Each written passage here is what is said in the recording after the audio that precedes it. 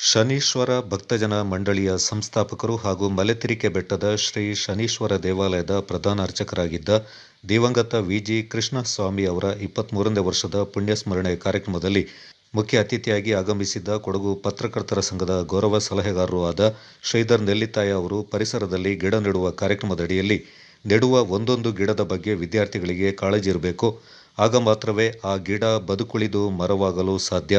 ಗಿಡ ನೆಡುವಾಗ ಇರುವ ಶ್ರದ್ಧೆ ಅದು ಹಾಳಾಗದಂತೆ ಕಾಪಾಡಿಕೊಳ್ಳುವಲ್ಲಿಯೂ ಇರಬೇಕೆಂದರು. ಶನೀಶ್ವರ ಭಕ್ತಜನ ಮಂಡಳಿ ವತಿಯಿಂದ ಜಿಲ್ಲೆಯ ವಿವಿಧ ಸರ್ಕಾರಿ ಶಾಲಾ ಆವರಣದಲ್ಲಿ ಪತ್ರಕರ್ತ ಯುವರಾಜ ಕೃಷ್ಣ ಅವರು ಅವರ ತಂದೆಯ ಜ್ಞಾಪಕಾರ್ಥ ಗಿಡ ನೆಡುವ ಕಾರ್ಯಕ್ರಮ ಮಾಡ್ತಾ ಇರುವುದು ಶ್ಲಾಘನೀಯವೆಂದರು. ಗಿಡ ನೆಡುವ ಒಂದು ಕಾರ್ಯಕ್ರಮವನ್ನು ನಮ್ಮ ಮೂಲಕ ಮಾಡಿದಾಗ ನಾವು ಒಳಗೊಂಡಂತೆ ವಿದ್ಯಾರ್ಥಿಗಳನ್ನು ಕಾಪಾಡಿಕೊಳ್ಳುವ ಜವಾಬ್ದಾರಿಯನ್ನು ಮಾಡಬೇಕು. ನೀವು ನಿಮ್ಮ ಪೆನ್ ಪುಸ್ತಕವನ್ನು ಕಳೆದೋದ್ರೆ ಯಾವ ರೀತಿಯಲ್ಲಿ ನೀವು ದುಃಖ ಪಡ್ತೀರಿ? ಒಂದು ಪುಸ್ತಕ ಕಳೆದೋಯ್ತು, ಬಟ್ಟೆ ಕಳೆದೋಯ್ತು. ಅದೇ ರೀತಿ ಒಂದು ಗಿಡ ಕಳೆದೋಯ್ತು ಅಂತಂದ್ರೆ ಅದರ ಬಗ್ಗೆ ನಿಮಗೆ ಮರುಕು ಹುಟ್ಟುವಂತ ನಿಮಗೆ ಆ ಒಂದು ಆಲೋಚನೆ ನಿಮ್ಮಲ್ಲಿ ಬರಬೇಕು.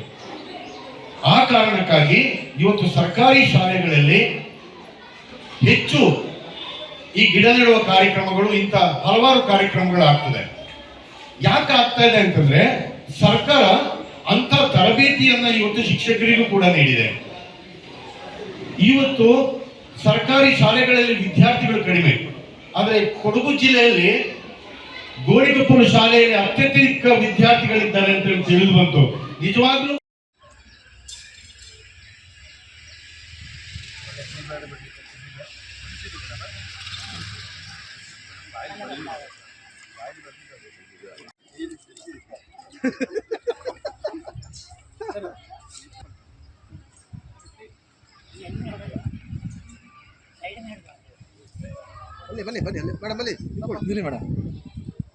ಶನೀಶ್ವರ ಭಕ್ತಜನ ಮಂಡಳಿಯಿಂದ ಗೋಣಿಕೊಪ್ಪ ಮಾದರಿ ಕಿರಿಯ ಪ್ರಾಥಮಿಕ ಶಾಲೆಯಲ್ಲಿ ವಿದ್ಯಾರ್ಥಿಗಳಿಗೆ ಗಿಡ ನೆಡುವ ಹಾಗೂ ಚಿತ್ರಕಲಾ ಸ್ಪರ್ಧೆಯಿಂದ ಹಮ್ಮಿಕೊಳ್ಳಲಾಗಿತ್ತು.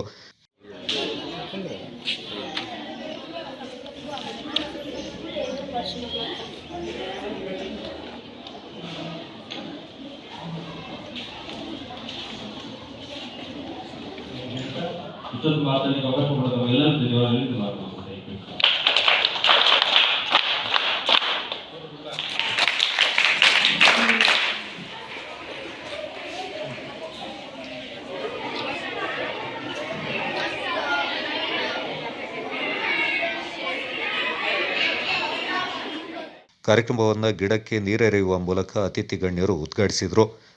ಮತ್ತೋರ್ವ ಮುಖ್ಯ ಅತಿಥಿ ಹಿರಿಯ ಪತ್ರಕರ್ತ ಟಿಎಲ್ ಶ್ರೀನಿವಾಸ್ ವಿದ್ಯಾರ್ಥಿಗಳನ್ನು ಉದ್ದೇಶಿಸಿ ಮಾತನಾಡಿ, ಗೋಣಿಕೊಪ್ಪಲು ಮಾದರಿ ಕಿರಿಯ ಪ್ರಾಥಮಿಕ ಶಾಲೆಯ ಹಳೆಯ ವಿದ್ಯಾರ್ಥಿಯಾಗಿ ತಾವು ಪರಿಸರದ ಜೊತೆಗೆ ಪಾಠವನ್ನು ಕಲಿತ ಆ ಸರಳ ದಿನಗಳನ್ನು ಮೆಲುಕು ಹಾಕಿದ್ರು.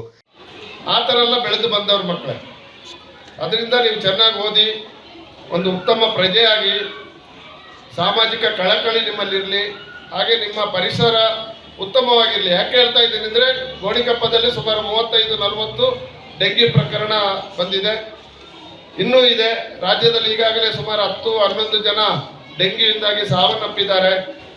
ನಮ್ಮ ಗೋಣಿಕೊಪ್ಪ ಸುತ್ತಮುತ್ತ ನೋಡಿದ್ದೀರಲ್ಲ, ಚರಂಡಿ ಮೂಗಿಡ್ಕೊಂಡು ಹೋಗ್ಬೇಕು, ಬರೀ ಸೊಳ್ಳೆಗಳು ಅಲ್ವ ಮಕ್ಕಳೇ. ನಾವು ಮಾಡದ ತಪ್ಪಿಗೆ ನಮ್ಮ ಹಿರಿಯರು ಅಂದರೆ ಬುದ್ಧಿಜೀವಿಗಳು ಅಂತ ಏನು ಹೇಳ್ತೀರಿ, ಅವ್ರು ಮಾಡಿದ ತಪ್ಪಿಗೆ ಇವತ್ತು ನಾವು ಡೆಂಗ್ಯೂವನ್ನು ಬಳುವಳಾಗಿ ಪಡ್ಕೊಳ್ಬೇಕಲ್ವಾ. ಅಗರು ಕಚ್ಚುವ ಸೊಳ್ಳೆಯಿಂದ ಡೆಂಗ್ಯೂ ಬರುತ್ತೆ ಅಲ್ವ ಮಕ್ಕಳೇ. ಅದರಿಂದ ನಾವು ಆರೋಗ್ಯದ ಬಗ್ಗೆ ತುಂಬ ಎಚ್ಚರಿಕೆ ಬೇಕು. ಕಾರ್ಯಕ್ರಮದ ಅಧ್ಯಕ್ಷತೆ ವಹಿಸಿದ್ದ ಗೋಣಿಕೊಪ್ಪಲು ಮಾದರಿ ಕಿರಿಯ ಪ್ರಾಥಮಿಕ ಶಾಲೆಯ ಮುಖ್ಯೋಪಾಧ್ಯಾಯ ಕುಮಾರ್ ಹೆಚ್ಕೆ ಮಾತನಾಡಿ, ಮಕ್ಕಳು ಪರಿಸರದ ಬಗ್ಗೆ ತೀವ್ರವಾದ ಕಾಳಜಿ ಬೆಳೆಸಿಕೊಳ್ಳಬೇಕೆಂದರು. ಗೋಣಿಕೊಪ್ಪದ ಉದ್ಯಮಿ ಜೋಸೆಫ್ ಆಂಟೋನಿ, ಎಸ್ಎಂಡಿಸಿ ಅಧ್ಯಕ್ಷೆ ಶಾಂತಿ ಕೆಆರ್, ವರದಿಗಾರರಾದ ಅನುಷಾ, ಆಂಜನೇಯ, ದೇವಸ್ಥಾನದ ಧರ್ಮದರ್ಶಿ ಬಾಬಾ ಶಂಕರ್ ಪಾಲ್ಗೊಂಡಿದ್ದರು.